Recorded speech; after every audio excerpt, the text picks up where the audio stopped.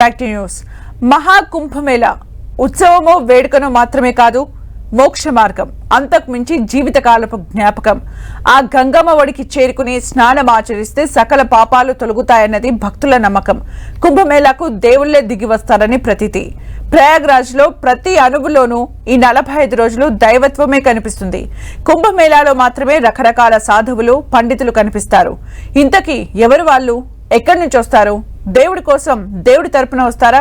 కుంభమేళాలో వాళ్ళ బాధ్యత ఏంటి?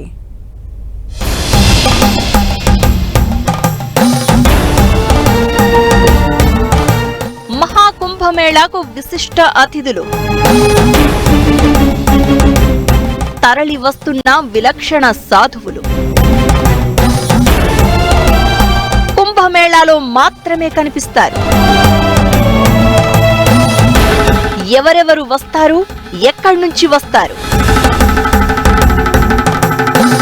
కుంభమేళాలో వాళ్ళు ఏం చేస్తారు?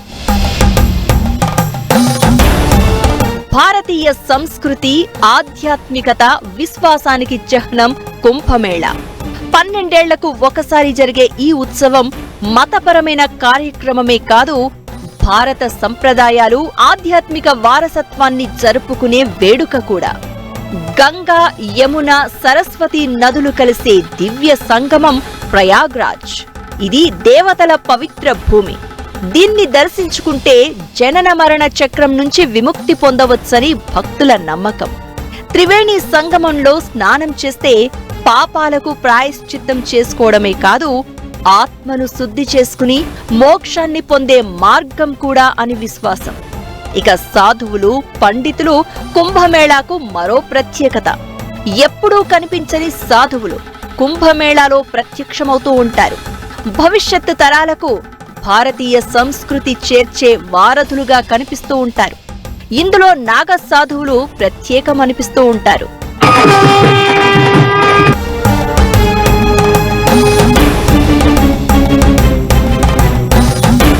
నాగ సాధువులు లేకుండా కుంభమేళాను ఊహించలేం. ఇక్కడికి వచ్చే సాధువుల జీవన శైలి, వస్త్రధారణ, భక్తి ప్రత్యేకంగా ఉంటుంది. భిన్న సంప్రదాయాలు, విభిన్న తాత్వికత అనుసరించే రకరకాల సాధువులంతా కుంభమేళాలో కలుసుకుంటూ ఉంటారు. అందులో మొదటివారు నాగ సాధువులు. వీళ్లు చాలా కీలకం. నగ్నంగా ఒంటి నిండా బూడిద పూసుకుని కనిపిస్తారు. వీళ్లంతా ప్రాపంచిక ప్రలోభాల నుంచి పూర్తిగా విముక్తి పొంది శివుడి ఆరాధనలో నిమగ్నమై ఉంటారు. పవిత్రత, భక్తికి ఉదాహరణగా నిలుస్తారు. నాగసాధువులు స్నానం చేసిన తర్వాతే కుంభమేళా ఉత్సవం మొదలవుతుంది. కుంభమేళాలో కనిపించే ప్రతి ఊరేగింపులో వీళ్లు కీలకంగా వ్యవహరిస్తూ ఉంటారు. రెండోది శ్రీపంచ్ దశనం జునా అకారా సాధువులు. కుంభమేళాలో వీళ్లు కీలక పాత్ర పోషిస్తారు. ఆది శంకరాచార్యులు ప్రారంభించిన దశనామి సంప్రదాయాన్ని అనుసరిస్తూ కుంభమేళాలో నిర్వహించే ఆధ్యాత్మిక ప్రసంగాల్లో చురుగ్గా పాల్గొంటారు. భారతీయ సంప్రదాయాలను వివరిస్తారు.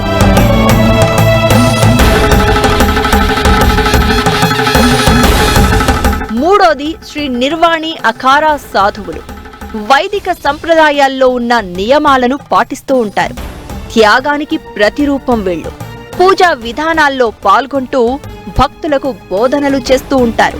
నాలుగోది ఉదాసీన్ సాధువులు. కాషాయ రంగు దుస్తుల్లో కనిపించే వీళ్లు గురునానక్ బోధనలను అనుసరిస్తారు.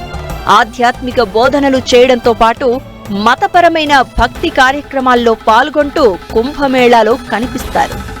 ఐదోది పరమహంస సాధువులు. త్రివేణి సంగమ తీరాన ధ్యానంలో ఉంటారు. వీరికి అతీంద్రియ శక్తులు ఉంటాయని భక్తుల నమ్మకం. ఆరోది అతి భయంకర అఘోరీ సాధువులు. ఒళ్ళు గగురు పుడ్చేలా వీరి ఆహార్యం ఉంటుంది.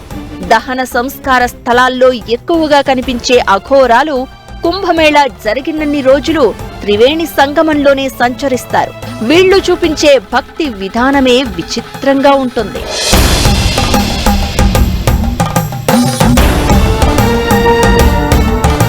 ఏడవది బైరాగి సాధువులు. జీవితంలో అన్నీ త్యాగం చేసి భగవద్నామ స్మరణలో ఉంటారు వీళ్లంతా. కుంభమేళాకు ఖచ్చితంగా హాజరై ఆధ్యాత్మిక కార్యక్రమాల్లో పాల్గొంటారు. కుంభమేళా ఆచారాల్లో పాల్గొనడంతో పాటు ఆధ్యాత్మిక బోధనలు చేస్తూ ఉంటారు. వైరాగ్యంలో ఉన్న గొప్పతనాన్ని భక్తులకు వివరిస్తూ ఉంటారు. 8వది కల్పీవాసీలు. కుంభమేళా జరిగే ప్రాంతాల్లో తీవ్రమైన తపస్సు చేస్తూ ఉంటారు. 9వది శబరి సాధువులు. భక్తికి మారుపేరు వీళ్లంతా. సాధారణంగా మారుమూల గ్రామాల్లో ఉండే శబరి సాధువులు కుంభమేళాను తప్పనిసరిగా దర్శిస్తారు. భక్తి భావాలను ప్రచారం చేస్తూ ఉంటారు. 10వది సంత్మట్ సాధువులు. సంత్మట్ అనుచరులు పూజా విధానం, భక్తిలో ఉన్న గొప్పతనాన్ని వివరిస్తూ సరళమైన జీవన విధానం వివరిస్తూ ఉంటారు. ఇలా కుంభమేళా అనేది పవిత్రతకు సాక్ష్యమే కాదు, ఈ సాధువుల ద్వారా భారతీయ సంస్కృతి సంప్రదాయానికి ప్రతీకగా నిలుస్తుంది.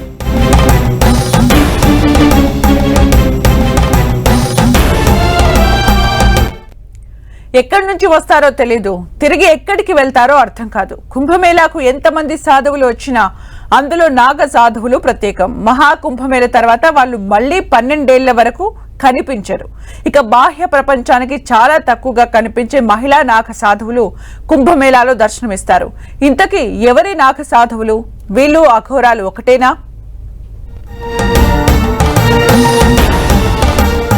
కుంభమేళాకు ప్రత్యేకత నాగ సాధువులు. ఎక్కడి నుంచి వస్తారో తెలియదు. ఎలా, ఎక్కడికి వెళ్తారో అర్థం కాదు. కుంభమేళాలో దర్శనమిచ్చే నాగ సాధ్వీలు. అసలు నాగ సాధువులు అంటే ఎవరు? హిందూ మతంలో మామూలుగా 16 అలంకారాలు ఉంటాయి. పెళ్లైన మహిళలు వాటిని నిర్వహిస్తారు. అయితే నాగ సాధువులు 17 అలంకరణలు చేస్తారు. ఆ తర్వాత మాత్రమే రాజస్నానం కోసం సంగమంలో స్నానం చేస్తారు. బూడిద, నడుము, గంధపు చెక్క, పాదాలకు వెండి లేదా ఇనుప గాజులు. పంచకేష్ అంటే ఎజడ వేసిన జుట్టును 5 సార్లు మెలితిప్పి తల చుట్టూ చుట్టడం. రోలీ పేస్ట్, ఉంగరం, పూలదండ, చేతుల్లో ఢమరుకం, కమండలం, తిలకం, కాజల్, చేతిలో బ్రాస్లెట్, విభూది పేస్ట్, మెడలో రుద్రాక్ష. ఇవి నాగ సాధువులు అలంకరణలు. మహాకుంభమేళా తర్వాత నాగ సాధువులు మళ్లీ కనిపించరు. వారు ఎక్కడికి వెళ్తారు? ప్రతి కుంభమేళాలో మాత్రమే వారు ఎందుకు కనిపిస్తారనే ప్రశ్న ప్రతి ఒక్కరిని వెంటాడుతూనే ఉంటుంది. నాగ సాధువులను తపోధనులని అంటారు. వీరు నగ్నంగా జీవనం సాగిస్తారు. ఆకాశాన్ని తమ దుస్తులుగా భావిస్తూ ఉంటారు. నాగ సాధువులు యుద్ధ కళలో ఎక్స్పర్ట్స్. కత్తి, త్రిశూలం లాంటి ఆయుధాలను అద్భుతంగా ఉపయోగిస్తారు. మొఘలుల కాలంలో హిందూ దేవాలయాలపై దాడులు జరిగినప్పుడు నాగ సాధువులు సైన్యంగా ఏర్పడి యుద్ధం చేశారట. ఔరంగజేబును కూడా ఓడించారనే ప్రచారం ఉంది. నాగ సాధువులు చల్లని నీటితో స్నానం చేస్తారు. ఆహారం తీసుకోరు. కఠినమైన తపస్సు చేస్తారు. అరుదైన సమయాల్లో మాత్రమే వీళ్లు బయటకు వస్తారు. అంతా కలిసి తమ ఆలోచనలు పంచుకుంటారు. కుంభమేళా తర్వాత తిరిగి అడవులు, కొండలకు చేరుకుంటారు. ఆ అడవులు, కొండల్లో వీళ్లు ఎక్కడుంటారో ఎవరికీ తెలియదు. లక్షలాది మంది నాగ సాధువులు ఎలాంటి వాహనం ఉపయోగించకుండా, జనాల దృష్టిలో పడకుండా కుంభమేళాకు ఎలా చేరుకుంటారన్నది ఇప్పటికీ మిస్టరీనే.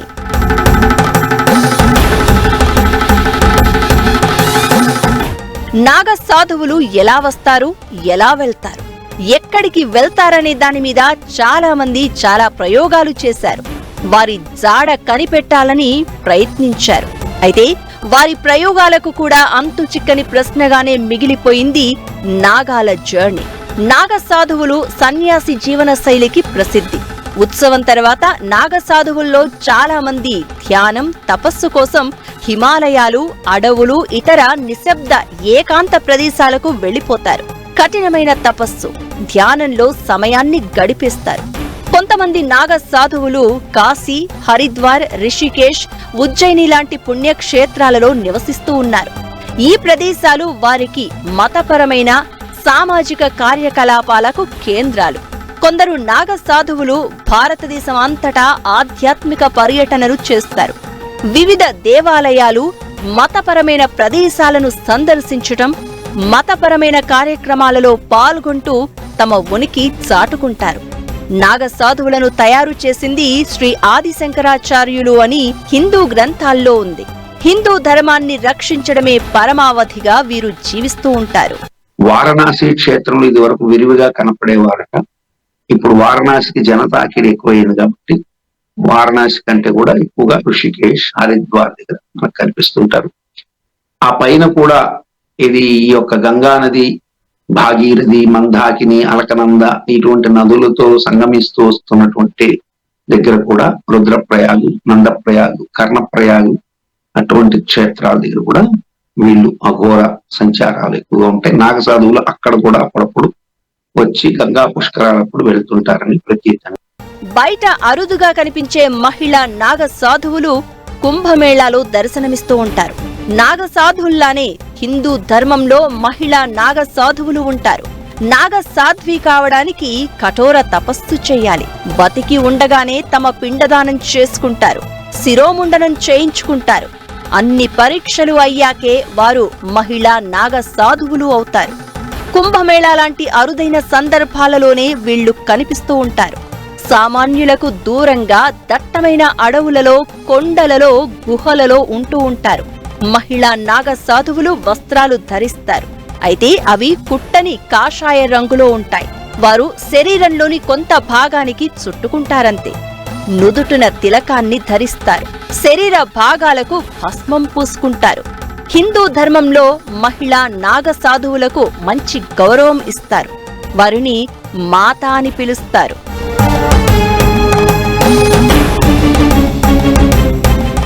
చూడ్డానికి ఒకేలా కనిపించిన నాగ సాధువులకు, అఘోరాలకు చాలా తేడా ఉంటుంది. నాగ సాధువులకు పూర్తి భిన్నంగా అఘోరాల జీవితం ఉంటుంది. అఘోరాలు వామాచార పద్ధతిని నమ్ముతారు. వామాచార పద్ధతి అంటే మంత్రాలు, తంత్రాలు, దశమహావిద్యలు క్షుద్రం నేర్చుకుంటారు. భూమి మీద ఉన్న ప్రతి దాన్ని మోక్షాన్ని పొందే సాధనంగా చూస్తారు అఘోరీలు. వీరు ఎక్కువగా శ్మశానాల్లో జీవిస్తూ ఉంటారు. మోక్షం కోసం వీళ్లు చేసే తంత్ర ప్రక్రియలు చాలా ఆశ్చర్యంగానూ భయానకంగానూ ఉంటాయి. అఘోరాలు దత్తాత్రేయుడిని, శివుడిని, అగ్నిని, కాలభైరవుడిని పూజిస్తారు. అఘోరీలు అన్ని రకాల మాంసాలను తింటారు. నాగ సాధువులు అఘోరాల మధ్య ఉన్న కామన్ పాయింట్ ఒకటే: గురువు అనుమతి లేకుండా ఏమీ చెయ్యరు. వీళ్లు ఏం చేసినా గురువు పర్యవేక్షణలోనే చేస్తూ ఉంటారు. ఇప్పటికీ కుంభమేళాలో మొదటి స్నానం నాగ సాధువులు చేస్తారు. ఆ తర్వాత అఘోరాలు, ఆ తర్వాత ఎవరైనా.